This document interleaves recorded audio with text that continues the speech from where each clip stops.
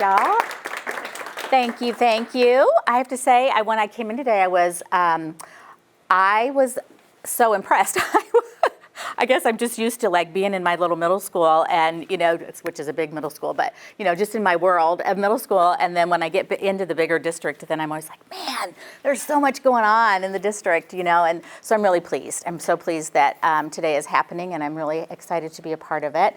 And when I was reading other folks' bios, I was thinking to myself, like, I've literally been in the walls of a middle school beyond 25 years. Before I came to District 204, I worked in Sandwich and I worked in Joliet. My entire career has been in middle school. I can't get away from it. I know that makes me a little special in some ways. Most people will say, you've done what? For how long?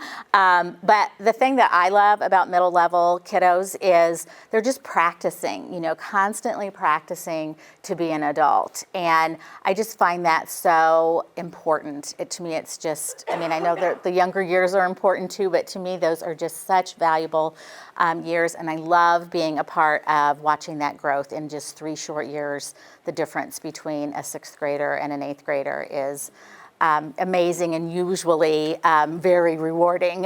So I love my work. Not to say that I'm not looking forward to a day when I'm retired, but right now I'm still loving it. I still love it.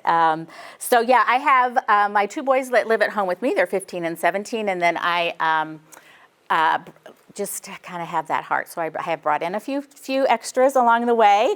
So I have a son who actually was a student of mine, and he's 40 now. And then I have another son who's 20, who came and stayed with us for some important years in his life too. So I'm grateful for those opportunities to parent and just be a part of those folks' lives.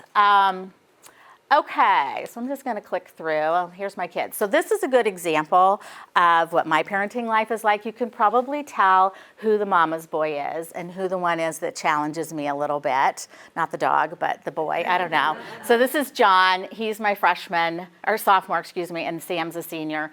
And Sam's a definite mama's boy, and John challenges me all the time. John looks like me and acts like me, and he is me from when I'm paying for my raising, if you guys have heard that.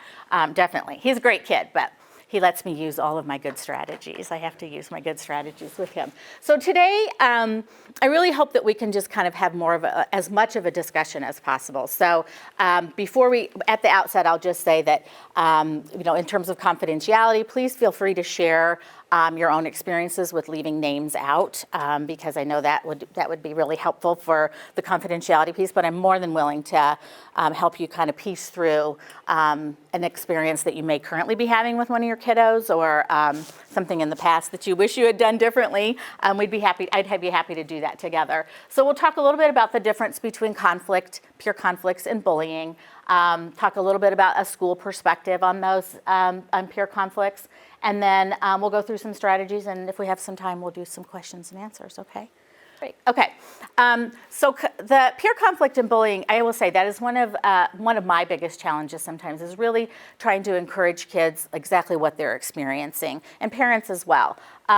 So it's different, right? Peer conflict is different. There's lots and lots of conflicts between kiddos, and nearly every kid will call it bullying. He's bullying me. And that's okay, right? Like, we just help them figure out, are they really bullying you, or what is really happening here?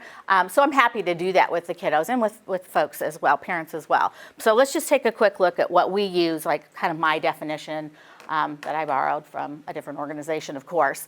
But in terms of conflict, it's just those disagreements, those things that we see all the time, the arguments. It's usually pretty much equal power.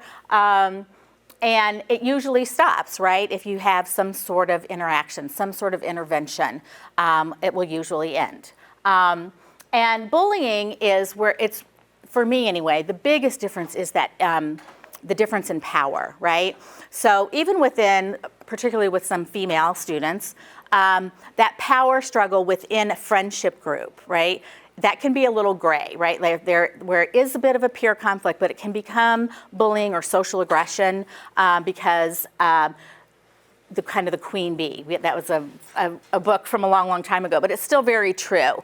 That hierarchy is more common in female friendships than it is in the male friendships. Not that it never happens, but that goal is to hurt or harm, humiliate, whatever, and that inequity of power, which I just talked about. And even though they know that's hurting the other person, because it gives them power, it continues. So that's where the bullying, where we define that as a school.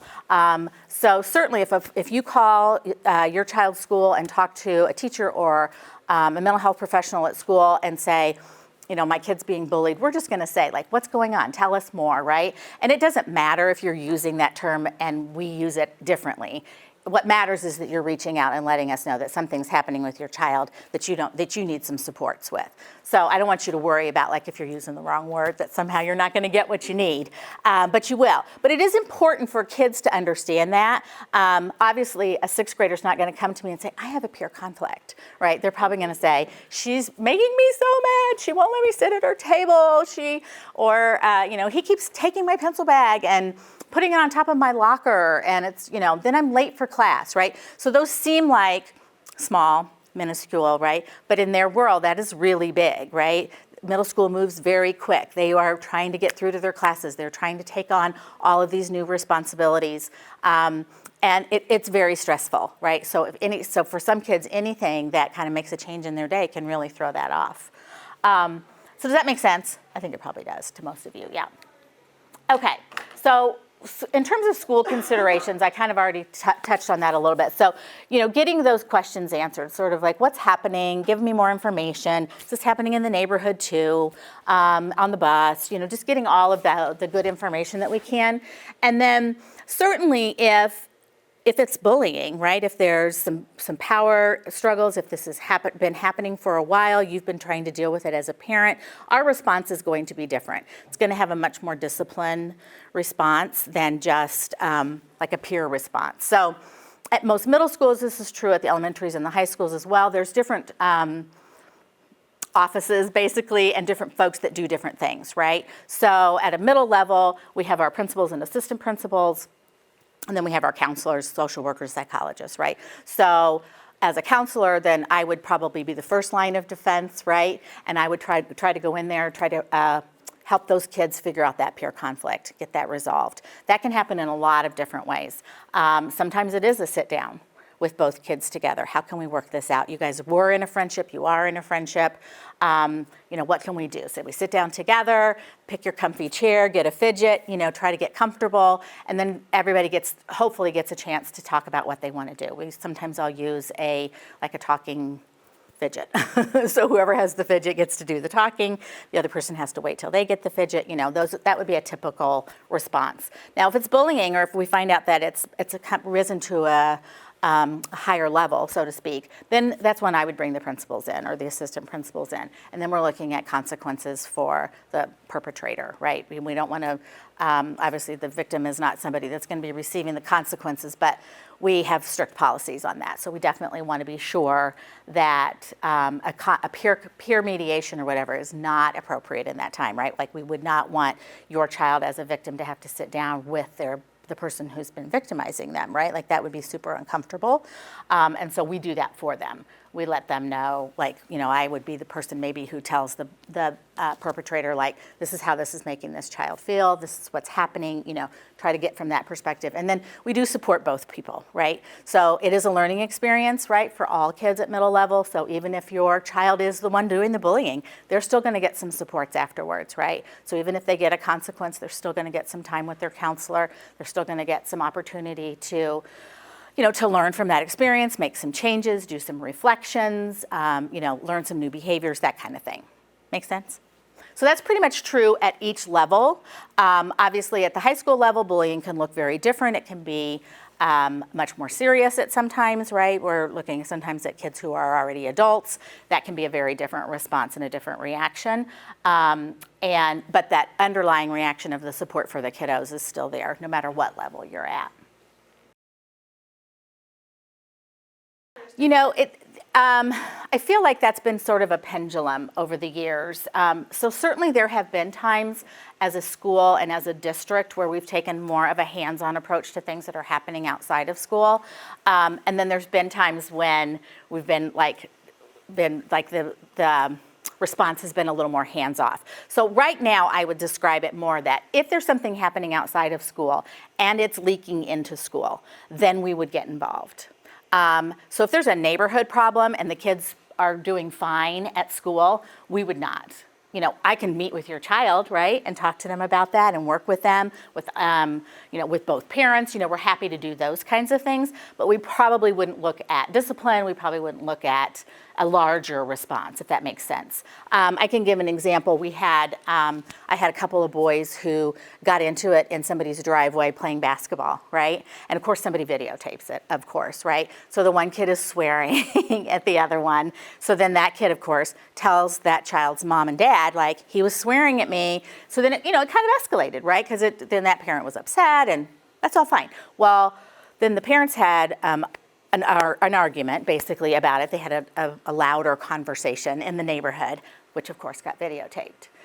Some kid had their camera because they're everywhere, right? So then that child thought it would be great to show his buddies at school, these parents, my mom basically griping out his mom, right? So then it's a school issue, right? So then we got to get involved. We got to make sure that video is not happening. We got to provide a consequence. It's inappropriate, right? Leave that stuff at home. The boys were able to work out their issues, and I don't know if the parents were or not, but I didn't have to do any more with that. But that's an example, right? That's an example of, those things happen, right? Those things happen. And had that not come to school, we wouldn't have dealt with it. Even if that one boy came and said, he swore at me in the driveway, right? Like, I can work with him on how that feels and what you can do differently in the next time somebody swears at you in your driveway. Like, we can come up with some strategies and solutions. Of course we can do that, because we're always gonna, try to provide support for kiddos in that way. Does that answer? Yeah, you're welcome. Anything else on that one? Okay. All right. Okay. So I will tell you, these slides are pretty much me just sort of talking. So there's nothing, I don't feel like there's anything that we can talk about together that is like mind-blowing, or that I've done some great research other than 25 years of working with middle schoolers, right? But this is just really kind of just my perspective, really, with my experiences and such. So I personally think, now granted I don't have daughters, and sometimes they are the ones that have a little more drama, but I work with lots and lots and lots and lots and lots of girls at school. And I can almost predict that like about January 15th of 7th grade year, it's gonna blow up. So usually my 7th grade girls come in, they're still sort of 6th graders, and something happens over winter break, they come back and it's drama.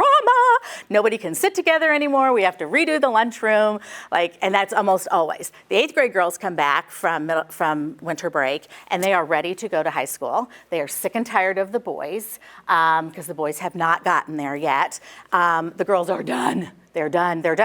Their drama, it just mellows out. They'll start to say, I can't believe we fought like that last year. I can't believe I was so mad at you for borrowing my sweatshirt, whatever it is, right? The girls just mellow.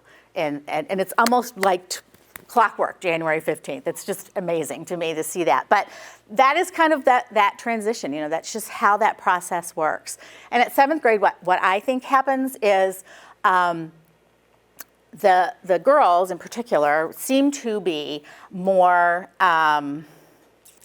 what my right word is, territorial, I guess, for lack of a better word.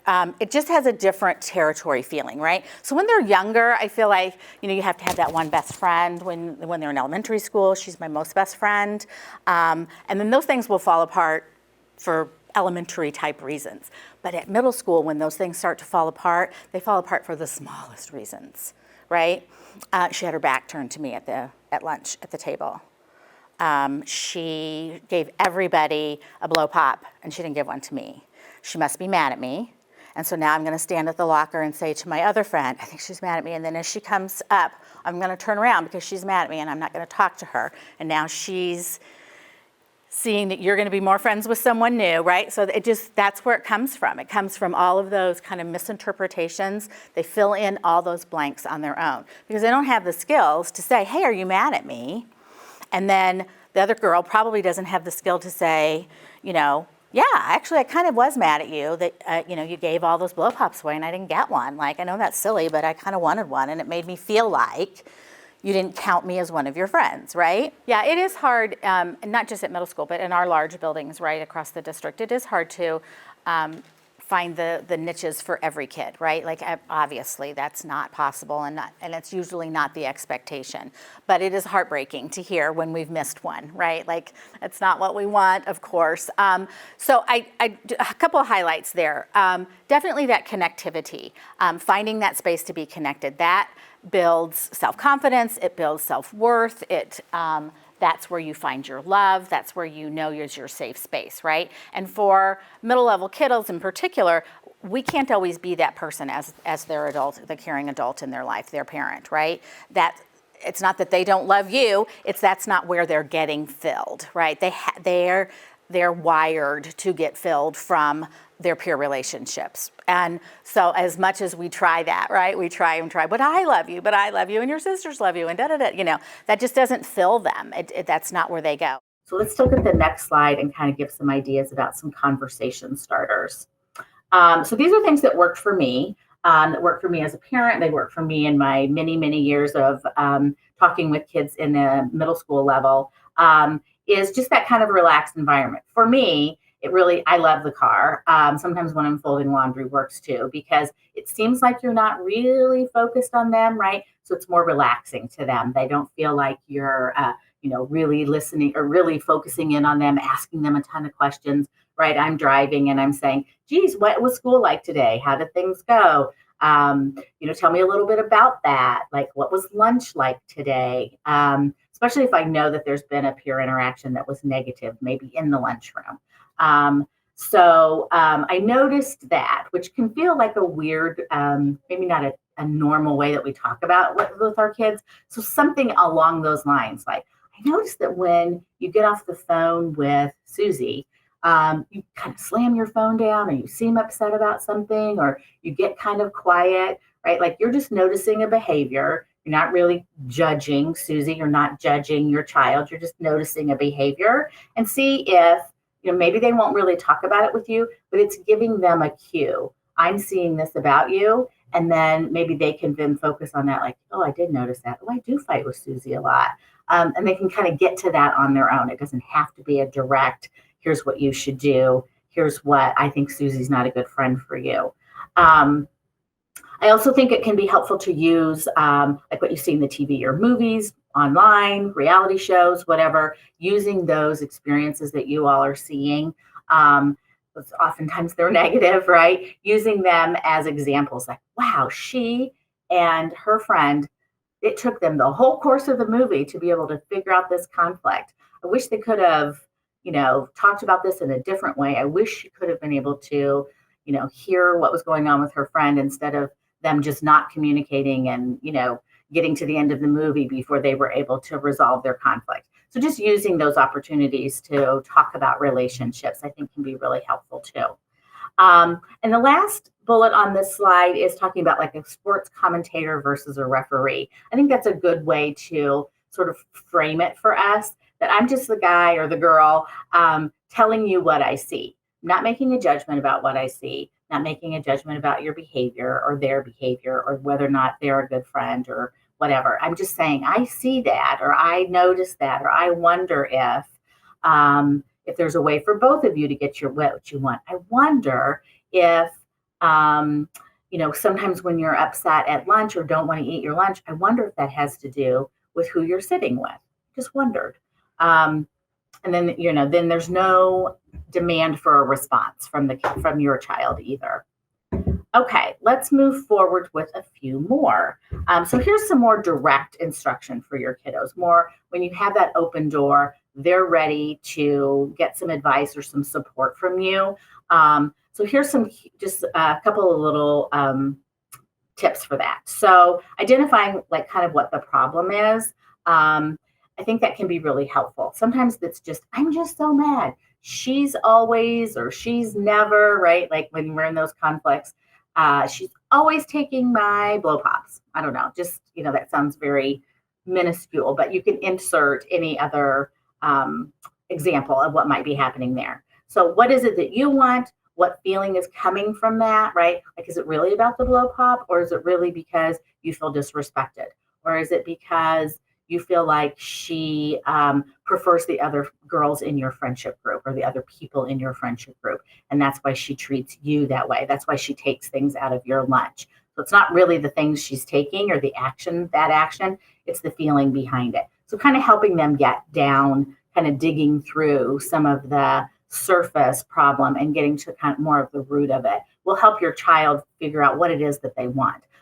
I want her to make it seem like I'm as important. I want her to feel that I'm as important in that friendship as the other three girls.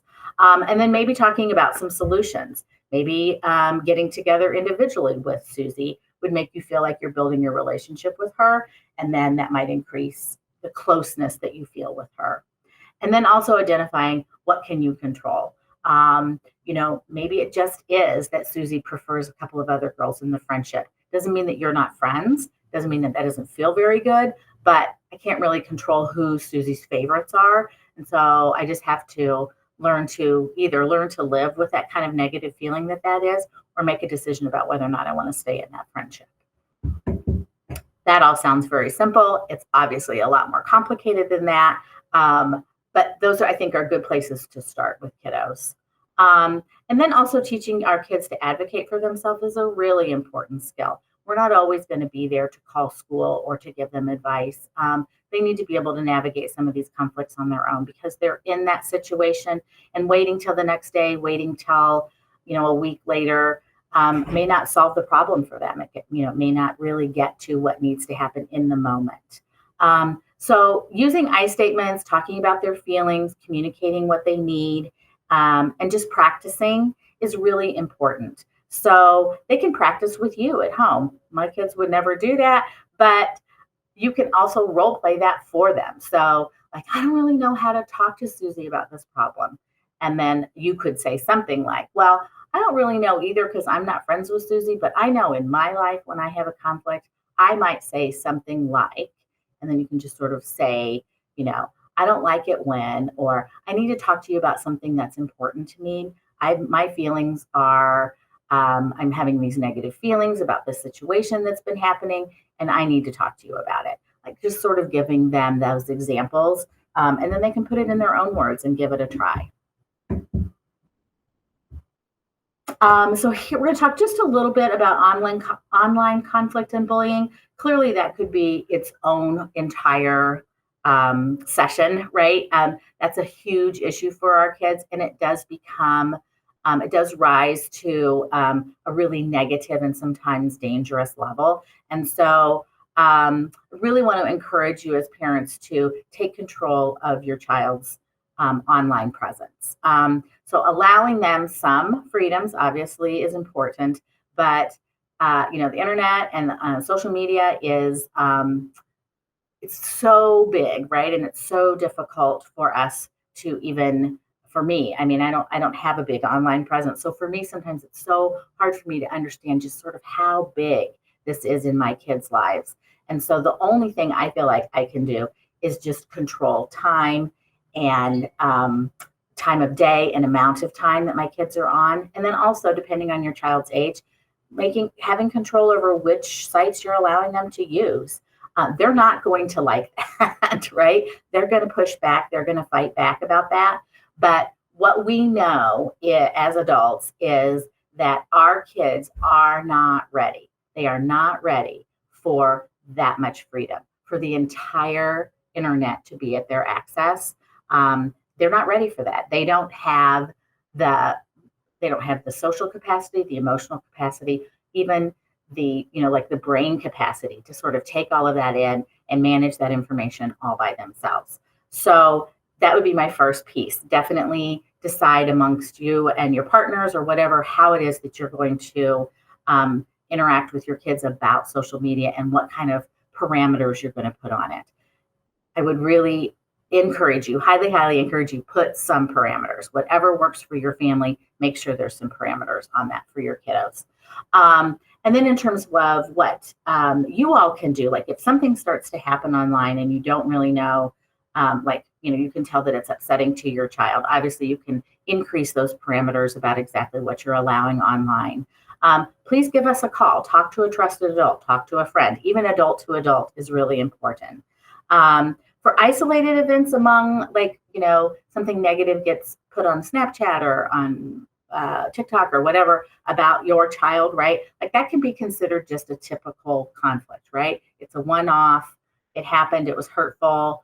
Let's resolve that conflict, block that student, take a break from social media for a while, right? Like just trying to ignore it and move on, I think is really helpful for kids. If we make everything a sort of a federal case, and with the amount of input that our kids are getting from like online resources, that would take up their entire day, their entire life, if they were trying to navigate every one of those things that made them feel a little ick.